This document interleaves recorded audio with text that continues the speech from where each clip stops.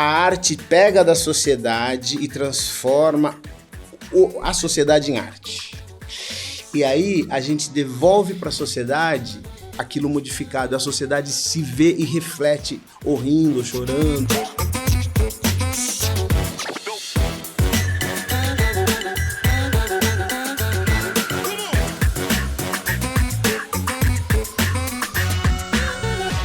E olha só, começando mais um programa pra lá de especial, como todos os outros programas, mas olha, hoje eu tô com uma pessoa aqui sensacional, Eduardo Silva. Eu tô falando de filme, eu tô falando de novela, seriado, minissérie, programa infantil, teatro, programa educativo, isso como ator e como diretor. Olha, fora um monte de prêmio relevante que ele já ganhou nessa carreira aí longa, né, Eduardo? Isso aí, que legal, prazer, obrigado pelo convite, prazer conhecer aqui você, todo mundo que tá aqui no estúdio, prazerzão. E vamos aí, obrigado pela introdução.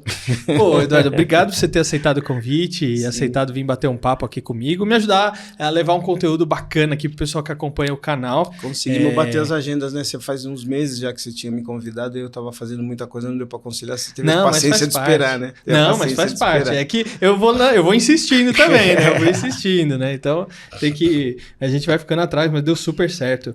Ô Edu, ao longo dessa sua carreira, né, dessa sua jornada aí em televisão, cinema, pô, tanta coisa bacana que você fez, né?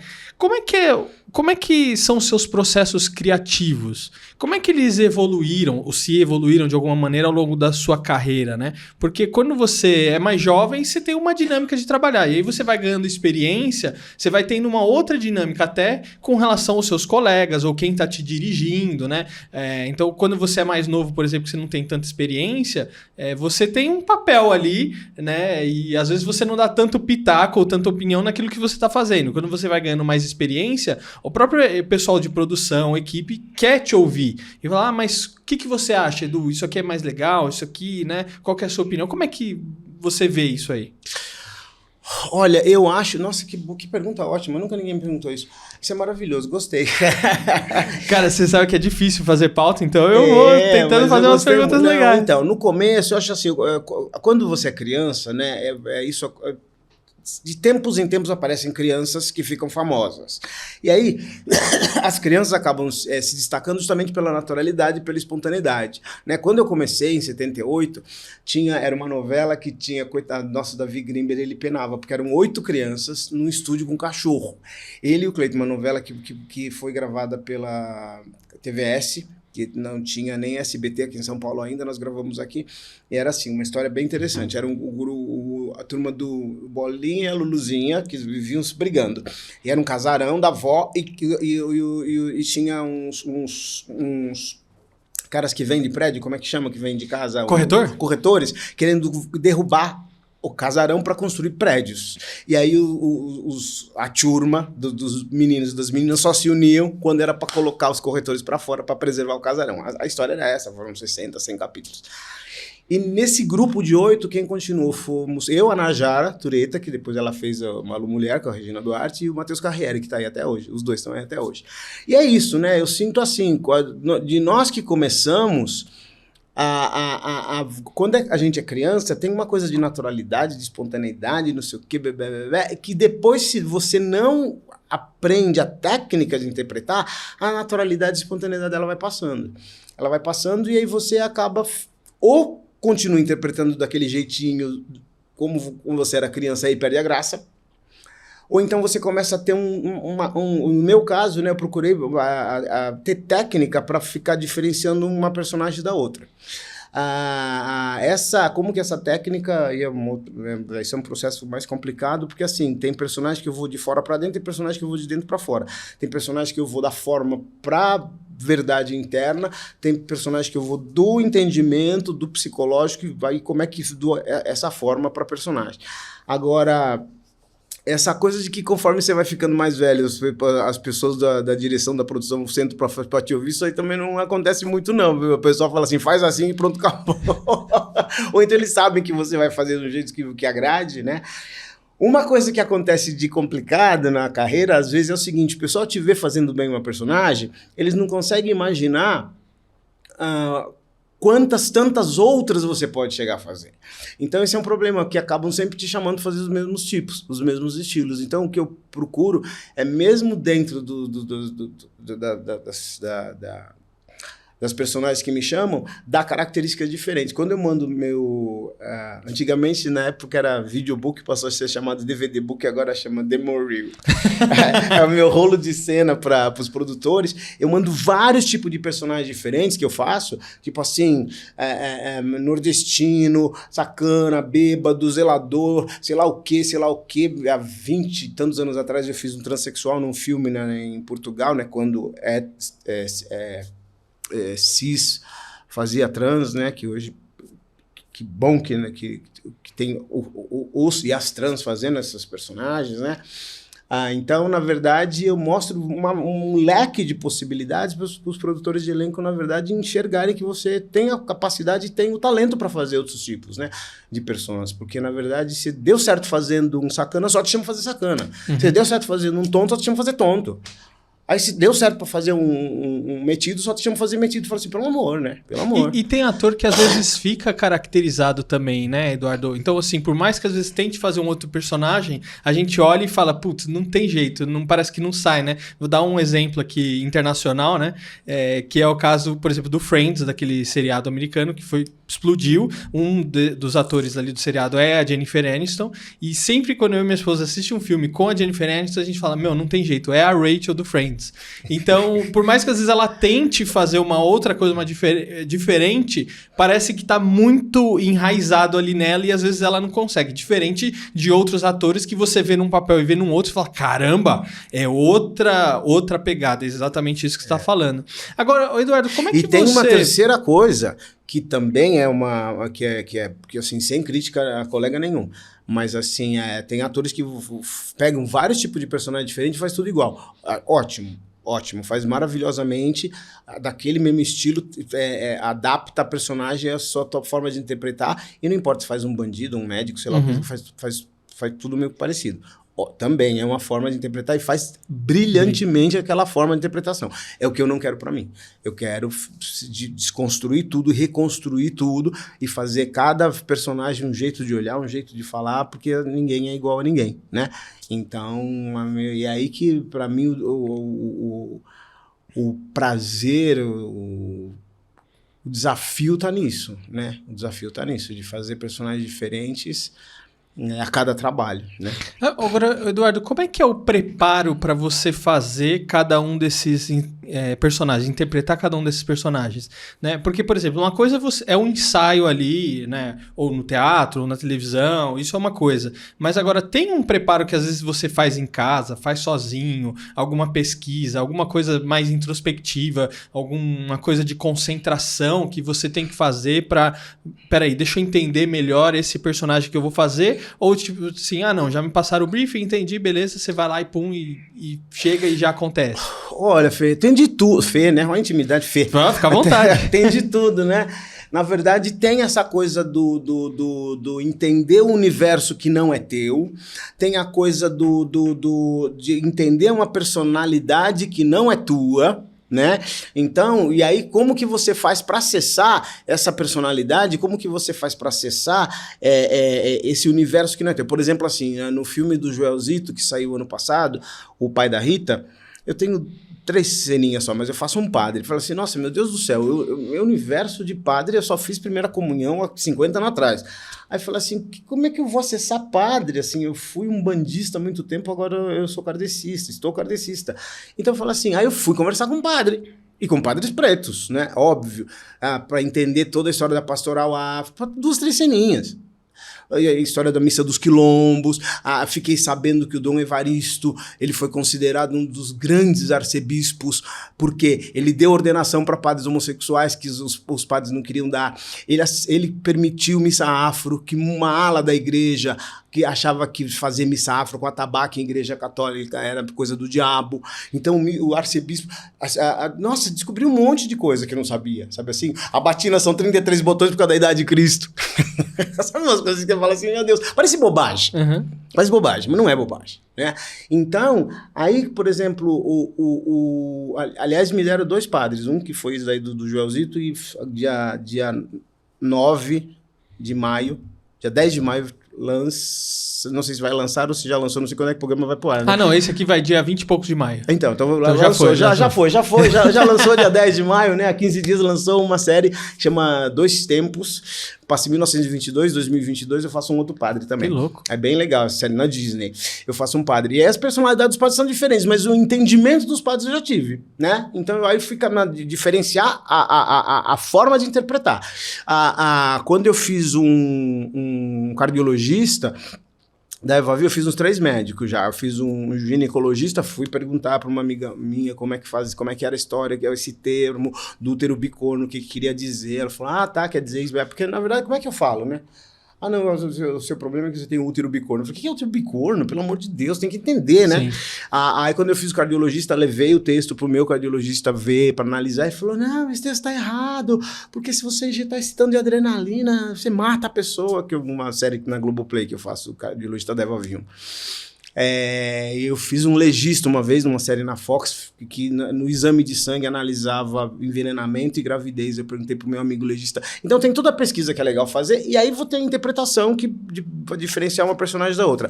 O mais difícil é você fazer personagens que são totalmente, que pensam o que você não pensaria, falam o que você não falaria e agem do jeito que você não agiria. Aí que é difícil. Então, por exemplo, eu fiz em 2019 o Abajur Lilás, que foi uma peça do Plínio Marcos, direção do Marco Antônio Braz, com um elenco assim, nossa, estupendo. Natália, Antoniela, Camilinho, Tim. Eu fazia um homossexual que era dono de um prostíbulo e que sacaneavam com ele, cada uma das prostitutas tinha um motivo para querer sacaneá-lo, e aí ele manda torturar e matar as prostitutas no final do Plínio Marcos, né? Plínio Marcos. E aí fala assim, meu Deus, eu não entendo como é que alguém manda torturar e matar outra pessoa, porque eu não mato barata. Eu não mato barata. Eu sou biólogo também, né? Fiz faculdade de biologia, olha só que legal. Há quase 20 anos, Eu fiz faculdade, fiz licenciatura curta, licenciatura plena e bacharelado. E dei aula de biologia, dei aula 5 anos no Objetivo, 10 anos no Ângulo, e há 3 anos atrás estava dando aula no Etapa. Eu namorei com uma menina que falava assim, Edu, meus filhos, eu tinha 21, eu tinha 22 e ela tinha 28. Ela tinha 2 filhos, o Rodrigo e o Gustavo. E ela falava assim, meus filhos não deixam mais eu matar barata em casa, porque você explicou pra eles que barata tem que ter bicho no esgoto pra comer coisa no esgoto, que passarinho não come merda no esgoto. Tem que ter bicho.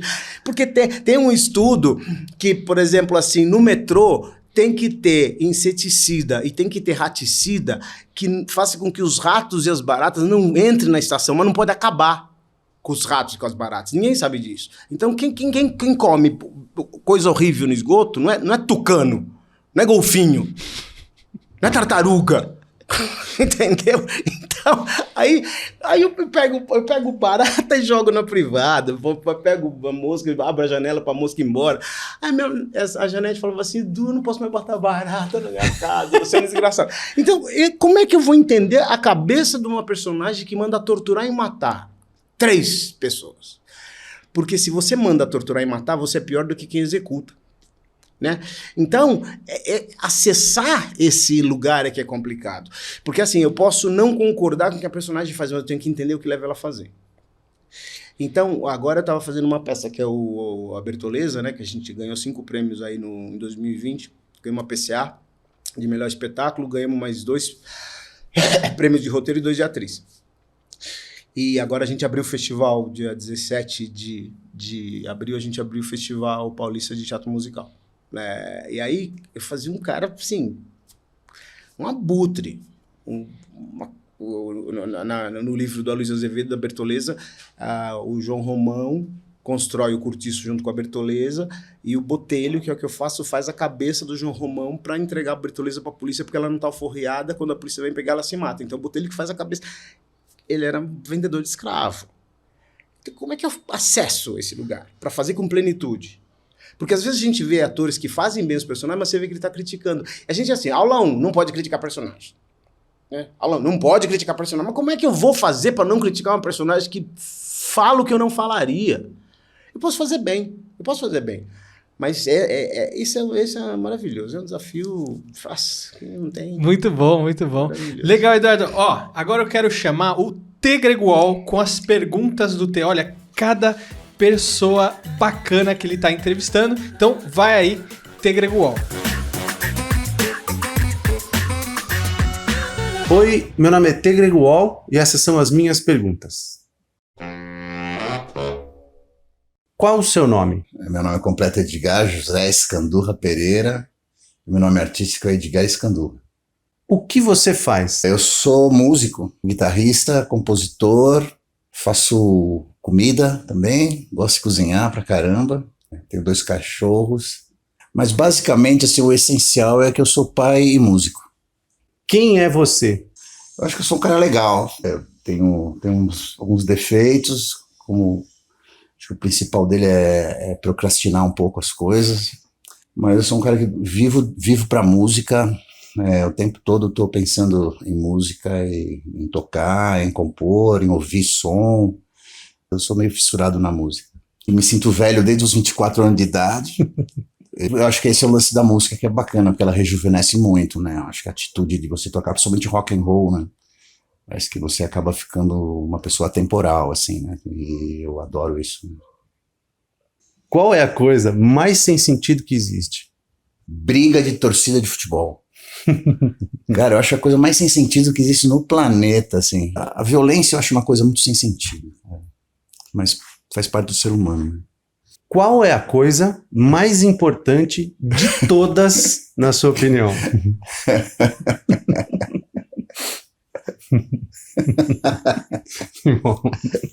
A coisa mais importante de todas é a alegria. Acho que não é ser tonto, não é ser idiota. Não tem que ter bom humor, tem que ser alegre, tem que ter um pouco de esperança em tudo. E o sorriso nos lábios, né? Que eu acho que isso faz parte, assim, é uma coisa muito importante para mim. Obrigado. Obrigado a você. Deixa eu dar um abraço no Edgar Escandurra. Essa eu vou legal, hein? Vou contar para todos os meus amigos. Conta pro seu pai lá. Eu vou contar pro meu pai. Meu pai vai fazer 81 agora. Olha, que legal, cara. Olha, perguntas do TT, obrigado, viu, por apresentar mais essa pessoa aí super bacana aqui pra gente. Vou continuar aqui minha conversa que tá super bacana com o Eduardo Silva. Eduardo, agora eu quero apimentar um pouquinho... Se você quiser me corta, viu, que eu começo a falar... Não, mas tranquilo. Eu palestra. Eu quero pôr um pouquinho mais de pimenta aqui no nosso papo. Eduardo, qual que é a sua visão em cima de cinema e teatro, né? Você acha que esse negócio de inteligência artificial vai atrapalhar, vai contribuir? Já estão falando muito desse negócio aí no meio, né? Ah, o ChatGPT, não sei. Você tá sentindo alguma coisa assim, nesse sentido? Olha, eu acho assim, depende muito do que o público está querendo. Veja que eu não estou perguntando isso como a visão de um especialista em cima de inteligência artificial. Não, também não sei nada disso. Eu estou perguntando se as pessoas estão falando sobre isso, no meio do teatro, cinema, enfim. Eu acho assim, né, na verdade... Para mim, não tem magia maior do que chegar numa sala de cinema, a luz diminuir, acender aquela telona gigante e eu assistir um filme. É totalmente diferente de assistir um filme assim. Para mim. Ou assistir um filme numa tela assim. Por maior que seja a tela na minha casa. Se eu tiver uma tela que pega uma parede na minha casa, não se compara uma tela de cinema. Pra mim. E tem todo o ritual de sair de casa, me vestir. O cheirinho da pipoca. O cheirinho da pipoca, o papinho que rola. É uma coisa que a gente que é mais velho, a gente sabe, né? A gente sabe o ritual. A gente põe uma roupa diferente pra ir pro teatro. A gente se vestia. Isso não tem preço. Você vê peça, na pandemia a gente fez muita peça virtual. É horrível. Fora a conversa antes e depois, né? Porque, será que esse filme é bom? Não, mas essa atriz eu sei que é muito boa. E aí depois, quando você sai, você fala, mas putz, não gostei, eu gostei. Quando eu não tô fazendo espetáculo, eu vou ver todos os amigos que estão em cartaz, eu vou ver, porque quando eu tô em cartaz eu fico bravo quando não vão me ver, né? Quando os amigos estão em cartaz eu vou ver, e eu tenho ido no teatro sozinho. Isso pra mim é ruim, porque depois sai da peça eu quero conversar, comentar. Então assim, não tem como comparar o teatro presencial com o teatro virtual. Agora, a tecnologia é uma coisa que tá aí, tem que ser usada a nosso favor, entendeu? Tem que ser usada a meu favor. Mas eu acho que é bem perigoso, porque, na verdade, eu tento falar em algum lugar, eu não consigo falar com a pessoa. Digite 1, digite 2, digite 3. Eu estava tentando remarcar uma consulta outro dia, eu não consegui remarcar, eu tive que ir lá. Eu falei assim, moço... Oi, tudo bem? Eu tô há 2 semanas tentando remarcar uma consulta. Marca pra mim. Ah, pronto, tá aqui. Aí ele fala assim, aperte 5. Senhor, calma. Anota o número do protocolo. Entendeu? Tava lendo uma matéria outro dia falando que antes, quando a gente ia 4 rodas, que a gente precisava ficar procurando as ruas, a gente guardava os caminhos. Hoje com o Waze, eu não sei mais onde eu vou, pra onde eu tô indo. De onde eu venho, pra onde eu vou. Número de celular, então, nem... Imagina, decor. Seu celular pifa.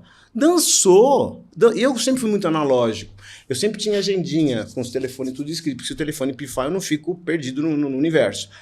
Eu perdi a agenda no ônibus, você não sabe o desespero. Eu fui da chave da Biblioteca Mário de Andrade até Anhangabaú perguntando de posto em posto. Alguém achou minha agenda? Alguém achou minha agenda? É porque é desesperador, só que pifa. Você fica sem... Eu perdi em 2019, eu deixei uma vez um celular na companhia da revista, que eu estava fazendo uma peça lá, ali entre a Marechal e a Santa Cruz. E outra vez eu deixei no Eugênio Kuznet, que é onde eu estava fazendo o Abajur Lilás, que eu acabei de falar, que eu fazia o giro do Plínio Marcos. No Eugênio Kuznet, como é do governo, então tem guarda lá o dia inteiro, 24 horas. Então, como eles me conheciam, eu fui lá e peguei o celular, né? Na companhia da revista, o celular ficou lá, fechado. Eu entrei em pânico, assim, desespero. Mas aí, eu comecei a olhar a janela fora do ônibus. Comecei a pegar, durante o dia inteiro eu peguei livro para ler, né? Aliás, um professor amigo meu do Etapa, o Hilton, ele mandou um flyer para mim assim, muito engraçado. Um monte de gente assim, né? Um monte de gente assim. E aí 2 robôs, um robô com o jornal aberto e uma robozinha desenhando, pintando. O robô com o jornal e uma menininha robôzinha pintando. E um monte de humano assim, né? Só no celular. Só no celular. É desesperador. Você acha que o pessoal vai começar a escrever peça de teatro, filme, roteiro, usando, por exemplo... Já tem esse link que me passaram no mês passado. Como é que chama? ChatGPT? Você coloca lá eu não sei se é isso. Eu não sei, eu não guardo o nome, porque eu fiz uma vez lá pedi uma sinopse de um projeto que eu estou querendo produzir. Eu fiquei desesperado. Eu coloquei lá o que era, né? Que eu não vou falar porque... Não vou falar. E aí falei assim... Em 30 segundos veio a sinopse. Eu falei assim, meu Deus... O que é isso? O que é isso? Mas é bom? Não, bom, não sei. O negócio lá mas se não gostar, você pede pro outro, e vem outro. Se você não gostar, pede outro, tá vendo do jeito que você quer. É desesperador. Então, por um lado, o que acontece? Quem ganha grana e tem trabalho é uma minoria que faz esse sistema todo. E aí isso provoca um desemprego em massa, né? Então, por exemplo, você vai no banco, tem 1, 2 caixas. Ao invés de ter 5, 6 caixas, né? Eu não acessava internet banking, só comecei a acessar na pandemia por motivos óbvios, fiquei 6 meses em casa trancado, né? Então comecei a acessar internet banking. Então quem cria esses sistemas tecnológicos ganha grana, é uma minoria que estudou, que cria isso e ganha uma super grana. E a maioria que não estudou, por um lado é bom porque força a pessoa a estudar, por outro lado é complicado porque não vai ter campo para todo mundo. Então, uma pessoa faz o serviço. Esse sistema que eu fico digitando para acessar sei lá o quê, 2 para acessar sei lá o quê, 3 para acessar sei lá o quê, tira o trabalho de 10 telefonistas. Então, onde que vai parar? Eu tenho que capacitar a mão de obra que não faz faculdade para ter trabalho e eu não estou capacitando. E eu estou capacitando quem é os crâniozinhos que fazem isso para ganhar grana e aumenta o desemprego. Percebe que é uma faca de 2 gumes? É muito complicado. Então, assim, é bem difícil. É bem difícil. Ô, Edu. Eu acabo sendo bem radical, assim, porque, sou velho. Ano que vem faço 60 anos. Ano que vem faço 60 anos, bicho. Eu sou tiozinho, faço 60 anos. Eu gosto vai chamada de vídeo? Eu quero encontrar as pessoas, saco. Coisa. Ô, Edu, pra gente fechar nosso bate-papo, o que significa arte na sua vida e o que você entende que a arte significa na sociedade? A arte é assim, eu achei uma coisa tão legal uma vez, uma leitura falando assim, o artista... Difícil? Não, próxima entrevista que eu me chamarem pra fazer, eu peguei e falei assim, a gente vai fazer uma escola com o Fernando, tá? As perguntas que eles fazem é tudo parecido. Bom, as perguntas que eles fazem é tudo parecido. Eu vi uma vez uma coisa assim, a arte pega da sociedade e transforma a sociedade em arte. E aí a gente devolve para a sociedade aquilo modificado. A sociedade se vê e reflete, ou rindo, ou chorando, ou numa forma de catarse, né? Então, na verdade, fecha esse triângulo, né? Na verdade, assim, eu sou uma formiguinha, operário de fazer arte, então eu sou uma formiga, como diretor, ou como ator, ou como preparador de elenco, para mostrar para as pessoas a realidade delas, para fazê-las se emocionar, para fazê-las refletir de uma forma crítica, ou com um drama, com uma tragédia, ou com infanto juvenil, todos os infantos comédia. Com uma comédia, que não seja comédia só para assistir antes de comer pizza, né? Que seja uma comédia crítica. Já fiz várias comédias do Shakespeare, de Molière, né? Ou mesmo comédias do Nelson Rodrigues, né? Ou de vários autores que são... Caruso, né? Sempre teve comédias muito legais, sociais, né? Comédias, já assisti várias comédias do Juca de Oliveira, do Fúvio. Então, na verdade, o que acontece? Esse triângulo que se forma, né? Então, na verdade, é assim, né? Eu respiro arte e devolvo essa arte como uma forma de ar para as pessoas. Isso é muito necessário. E a arte, em várias comunidades, tira as crianças do tráfico. A arte... Dar arte para criança de classe média alta é fácil. Agora, você dá arte para criança de classe baixa, entendeu? Você pega nos céus, você pega na periferia e você dá aula de canto, você dá aula de dança, você dá aula de artesanato, faz com que a criança deixe de ser aviãozinho. Porque assim, eu como criança... Eu vou estudar 8 matérias chatas, que eu não vejo utilidade nessas matérias chatas, porque eu só vou ter prazer depois que eu entrar na faculdade, eu só vou estudar o que eu gosto. Mas até eu chegar lá, eu não vejo utilidade em estudar física, química, matemática, biologia, português, geografia. Eu não vejo utilidade. Então eu só vou ter prazer se eu entrar na faculdade ou num curso técnico, porque eu só vou estudar o que eu gosto. Então eu com 7, 8, 9 anos, eu vou levar pacotinho de pelotinho para ganhar uma super grana. Sem estudar. Porra. Então, os primeiros céus que aconteceram há 20 anos atrás começaram primeiro, além das 8 horas, das 8 aulas do curso letivo, outro período as mães ficavam tranquilas porque os filhos não estavam na rua. As mães tinham que trabalhar. De doméstica, sei lá do que. Não que quem esteja em comunidade só trabalhe de doméstica, não é isso. Qualquer trabalho, as mães, quem cuida dos filhos são as mães, né? Porque os pais também só faz filhos e desaparecem. Então o que acontece? Eu vou ser processado depois dessa entrevista. Aí o que acontece? Depois do período que tinha as 8 matérias, ficava um período inteiro tendo arte e esporte. Os primeiros céus foram assim. Isso é maravilhoso, porque você dá a aula de arte que a criança achar interessante. Você tem capoeira, você tem hip hop, você tem dança, você tem percussão, você tem instrumento. Poxa, é maravilhoso. Para não ficar um mecenas, um salvador, tipo aquele maestro lá que teve problema no cérebro, lá que ele teve... João Carlos Martins. O João Carlos Martins, que é um santo que vai lá e vai fazer orquestra sei lá onde, ou um outro santo que vai lá pegar a orquestra de Heliópolis, ou um outro santo. Não dá pra a gente ficar na bondade do Fernando, do Edu, do pai do Fernando, da mulher do Fernando, para fazer ações sociais. Todos os bairros têm que ter, periféricos. Todos têm que ter arte, né? Mas é aquele velho esquema de sempre. Se eu der educação, se eu der saúde, se eu der cultura, o povo pensa. Então é melhor eu não dar educação, nem saúde. Cultura, então, se educação e saúde, que é necessidade básica, eu já não tenho obrigação de ainda, qualidade, né? que é obrigação. A cultura, então, que é a primeira coisa que sai quando você corta gasto. Né? Comer. Pandemia foi a primeira coisa Primeira coisa, né? Então, na verdade, é o que acontece. A primeira coisa que você corta é livro, os poucos pessoas que compram livro, viagem, teatro, é cinema, né?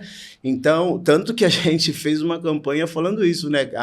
As pessoas que não piraram durante a pandemia foram justamente fazendo arte, assistindo vídeos, assistindo séries, ouvindo música, dançando com os filhos, fazendo desenho, fazendo brincadeirinha, e a gente ferrado. A gente sem grana nenhuma, né? Então, eu acho que assim, a arte é vida, né? A arte é vida. E o pessoal pergunta pra mim por que eu fui fazer biologia, né? Aí eu falo assim, é porque biologia é estudo da vida, né? Biologos, bio é vida, logos é estudo.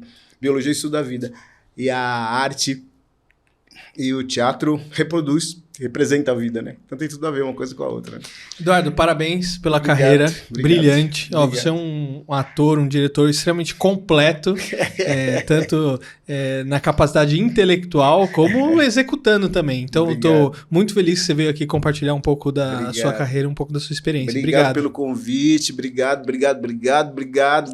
E aí, desculpa se eu falei algumas coisas que vocês não gostaram de ouvir, mas, nossa, ter pouco tempo de conversa é difícil, né?